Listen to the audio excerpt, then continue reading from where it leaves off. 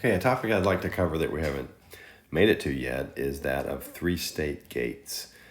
Okay, I think most people would call these tri-state gates, but tri-state is actually a trademarked thing from, I think, National Semiconductor, or I'm not sure which company was involved. And so the textbooks tend to avoid the use of tri-state. I think the lawyers get involved. But so you'll see in the textbook three-state gates, but when you talk to engineers about digital logic, you'll also hear the term tri-state. All right, so here's a picture of a tri-state buffer. We've talked about buffers before. A normal buffer is used, one way to think of it is it's used to clean up the electrical properties of a signal. So for example, maybe you had a signal that you need to give to a bunch of different gates and you don't have enough power to properly drive those gates. Sometimes you use a normal buffer to make that connection. Well, this is not a normal buffer. This is a tri-state buffer. It has a control input C. All right, so let's talk about how that would work. If C is equal to 1, we are effectively enabling the buffer. All right, so in that case, you have a normal input A. So what do we mean by normal input? Well, this is digital logic, so we have values of 0 and 1. So if A is equal to a 0, this is a buffer. A buffer doesn't change the logic value of the input. And so the output Y would follow A. It would still be a 0.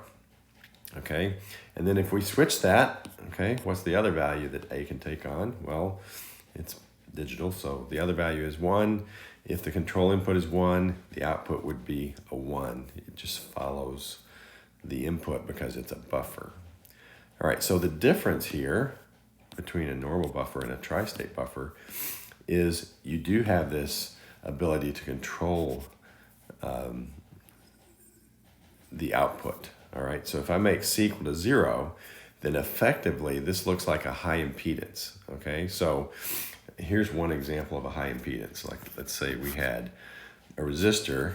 All right, if this is close to infinity, all right, it looks like a disconnected circuit. All right, so high impedance effectively means disconnected. All right, so we can use that property in various ways of connecting inputs and outputs. All right, so before we move on, I wanted to also talk about other versions that you see of this. Okay, it has to do with the bubbles, how you interpret the bubbles. Okay, so you might see a gate that looks like this, where there's a bubble on the control line. Okay, so here's A and here's Y. This is still a tri-state or a three-state gate. It's a buffer because it doesn't do inversion. But the difference is how we interpret the control signal.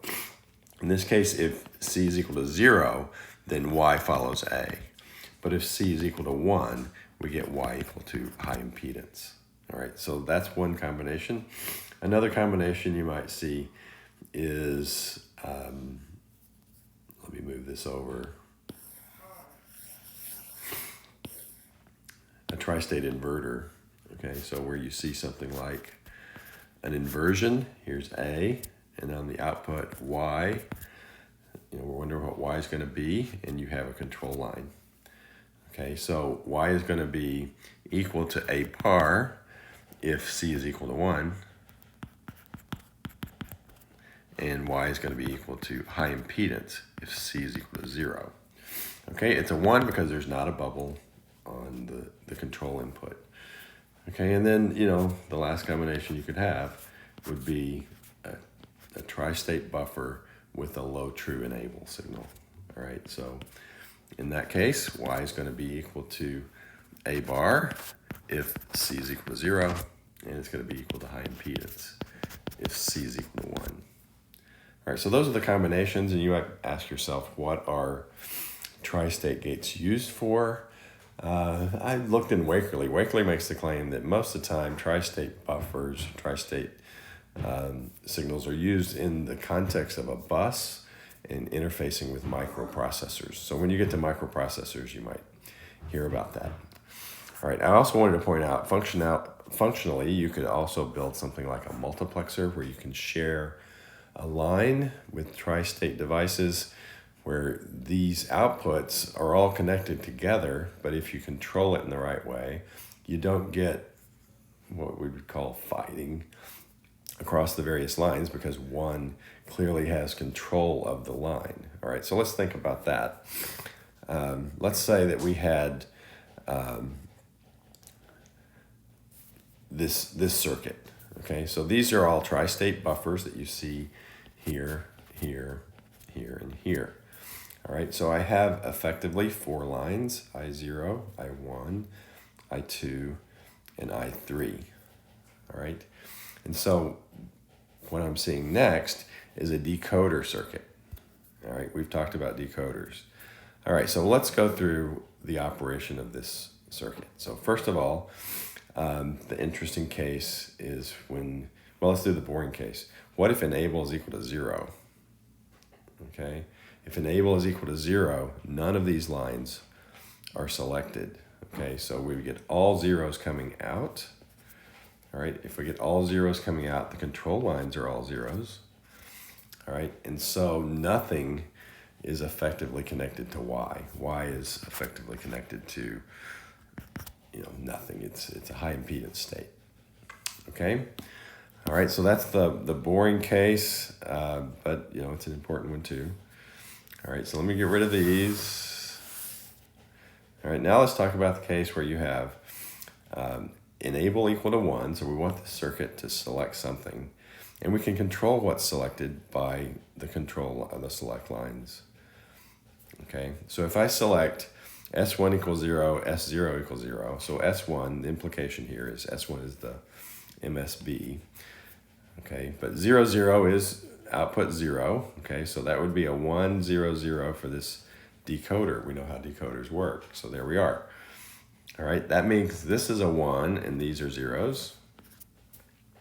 And so effectively, Y is connected to I0. All right, so you recognize this function. It looks a lot like a multiplexer because let's go through a couple of more cases. What if I said 1, 0? Well, if S1 is the most significant bit, on a 1, 0, 1, 0 would be 2. Okay, so line 2 would be 1, and the other lines are 0.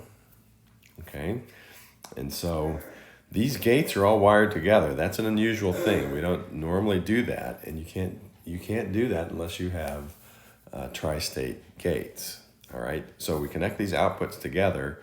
We have 1 here, and the rest of these are 0. Okay, and so that means effectively I2 is going to be connected to Y, and everything else is a high impedance state.